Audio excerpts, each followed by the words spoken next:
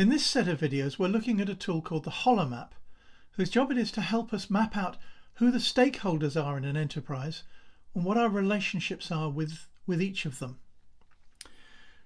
The first video in this set, we looked at the content of an enterprise, in this case the TED videos, the TED conferences of ideas worth spreading. We looked at what are the things, the actions, the locations, the people, the events and the decisions are within that overall enterprise. It's a kind of summary or overview. In the next video, we started mapping them out in terms of who are these people. In each case, there is someone who's dealing with the things, someone who's doing actions, someone who's doing the location, in managing the locations, someone who's dealing with particular events and so on. So who are all these people? Who are they? That's what we need to get a big picture or the context of the overall enterprise. So in this video, we'll take that the next step on and start looking at what are the responsibilities and relationships with each of the players, where we position ourselves within that enterprise. Now in this case, we talked about that we were a social media provider.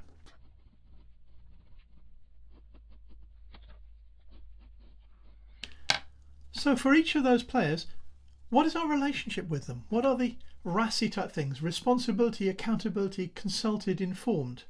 And what is their distance from us? How much are they direct interactions? Do we transact with them and so on?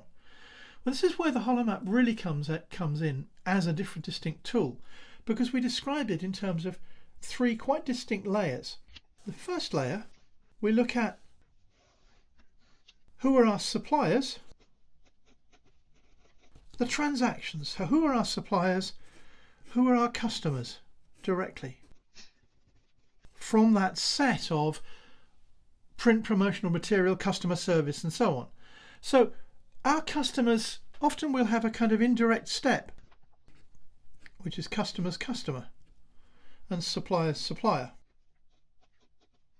So a lot of our stuff is two-stage, because the definition of customer for social media is both the person using the social media but also the person monitoring it.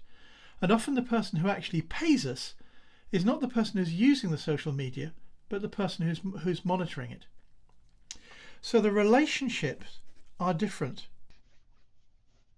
In fact, we don't really have a direct connection often with our individual people, other than if we're supporting customer service. So the individual users of social media, we don't necessarily provide. They are actually providers to us. Beyond that, the next step, so that's transactions.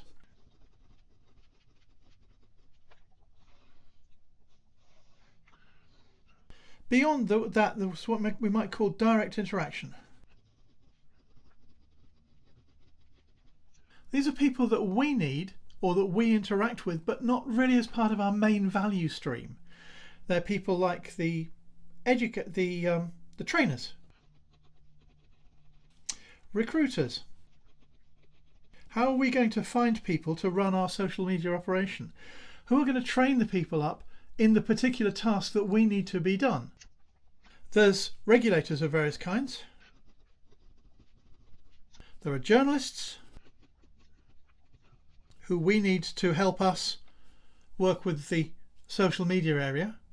There's technology suppliers, so there's technology suppliers down here somewhere. Tech provider, hosting providers, all that. And we also have competitors we've got to think of as being out in that space. So we're getting an idea of what our relationships are, the distance they are. Further out, there are things like families. There's things like holidays, vacations. What happens if a family member is ill? What happens if there is a problem generally around? So these are indirect transactions that can affect us a lot. And this is areas like, for example, it includes things like government. What are the rules that we have to operate under? Not just specific to our industry, but more generally, things like tax, things like planning law, and so on, about how our operation can work. We've also got this issue I mentioned before about anti-clients, people who disagree fundamentally with what it is that we're doing. Now, these are extremely important in social media.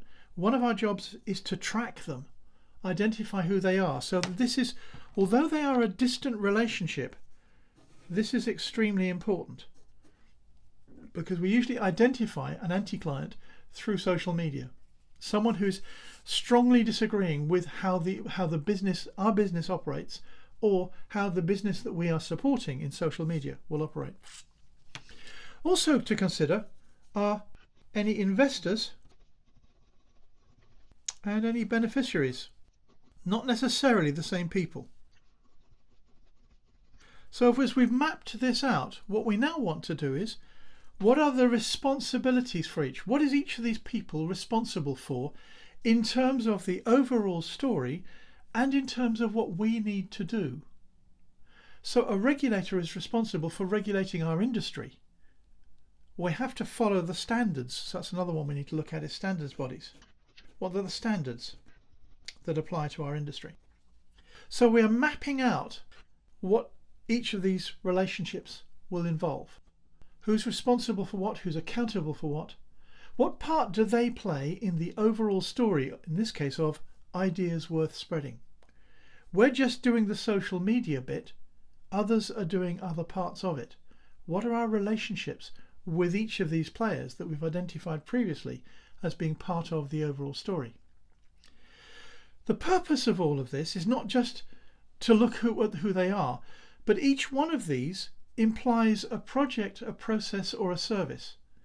Each one of these says that there is going to be some kind of interaction going on, some kind of direct transaction, some interaction, some more distant interaction. What are the responsibilities of each of the players here? That's what we do when we're plotting out the scope, or using Holomap to plot out the scope of what we're going to do for a project or a plan. Thanks for watching. Do look at the YouTube description for links to further detail. And don't forget to subscribe for other videos, and also to support us on Patreon to help us produce these videos and the tools themselves.